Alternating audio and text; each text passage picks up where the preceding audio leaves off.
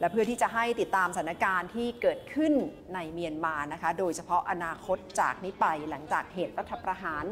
เราจะคุยสดๆกับคุณอ่องซอผู้ก่อตั้งนิตยสารอิรวดีค่ะ Okay, Aung San, I'm sure you must have seen pictures of mass demonstrations in Naypyidaw and some other places in Myanmar today. So, what do you think these protests will lead to? We know that the protesters want an immediate release of all the NLD's leaders and want the military to step down. Do you think they will achieve the goal? There's a curfew has been announced as of now. Curfew has been announced. Yes, and people are very worried about, concerned about their safety. But demonstrators, they will continue to protest tomorrow. But before tomorrow, people are worried that there will be arrest of key leaders and activists who are actively involved in the last 3 or 4 days of protest. That probably may happen, unfortunately, tonight.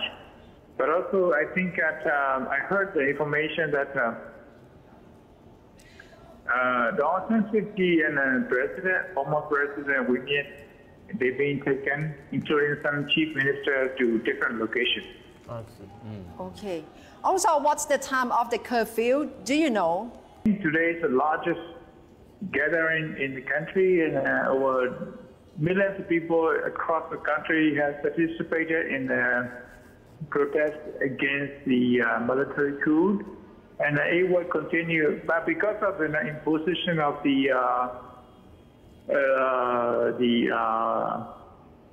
want to call it 144, the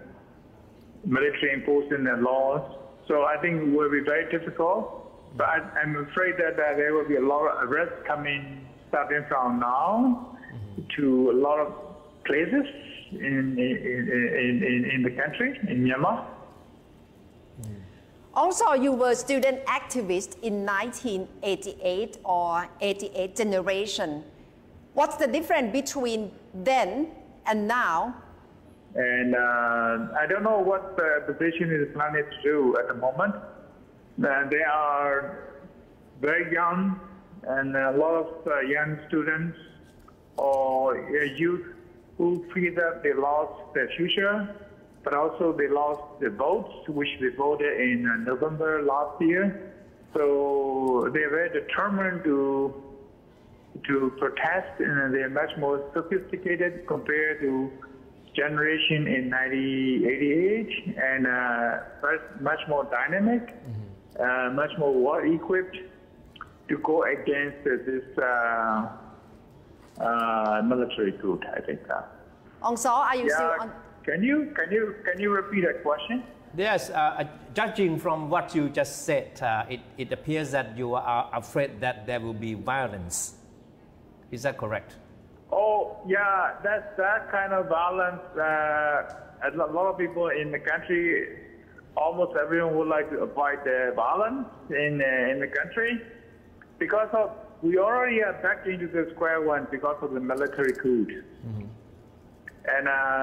that would be very difficult, turn the clock around. We are now put into the vicious cycle. So people in the last 5 years, they feel like even though progress in our country are slow, but country was on the right track. But why the military staged a coup? And a lot of people, millions and millions of people couldn't accept it. That is the reason that they came out to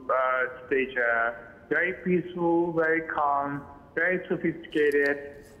very inspiring protest. Also, so what do you think international community could do at this moment in order to try to solve the situation in Myanmar? Can pressure from international? Yes. I think the ASEAN. If you look at the demonstrators and in Myanmar these days. I think they've been looking for the outside help. I don't know a lot about ASEAN because of what they are expecting from ASEAN, but I think UN and other countries they are expecting to make it more concerted effort to bring about a more peaceful change.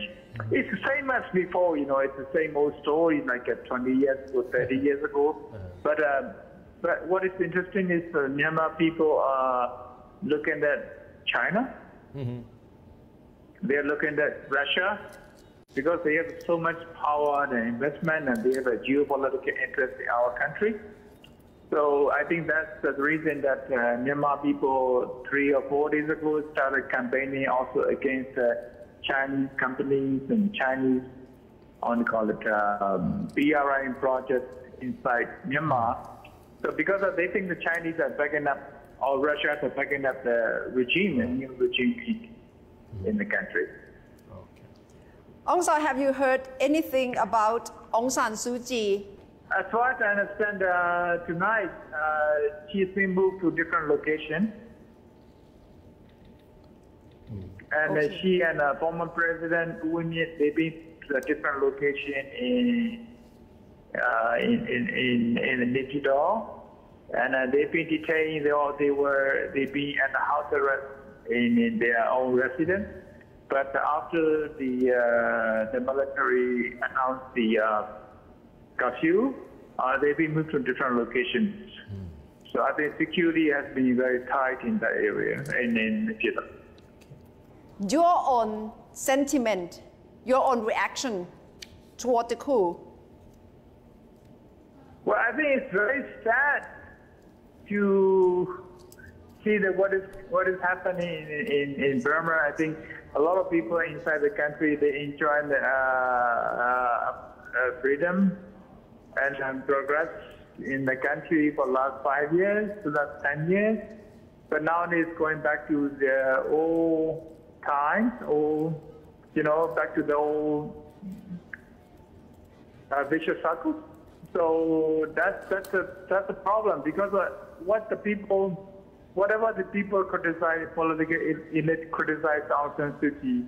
ordinary people say that they have much more freedom, they have smartphones, they can engage and they can criticize, they have a freedom of expression. And that's the reason that people are very upset very angry with the voice of anger you can hear from inside the country, that people are very angry with the military coup, which is very surprising, very fast in a rapidly changing situation. And so I think people feel like because of COVID, they were afraid of losing their future, and because of the non-military coup, they feel that their votes were stolen again. So not only that they are right, but also their future have been taken away.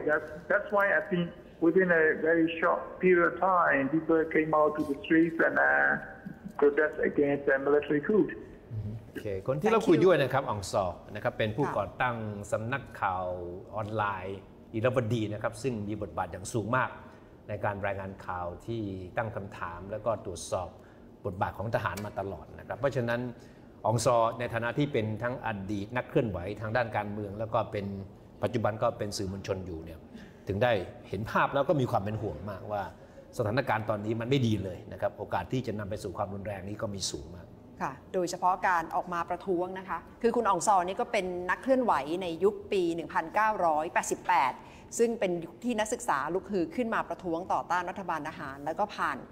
สถานการณ์ที่ต้องสูญเสียมาแล้วเขาก็มองว่าครั้งนี้อารมณ์และความรู้สึกของคนที่ออกไปประท้วงก็คล้ายๆกันแต่ก็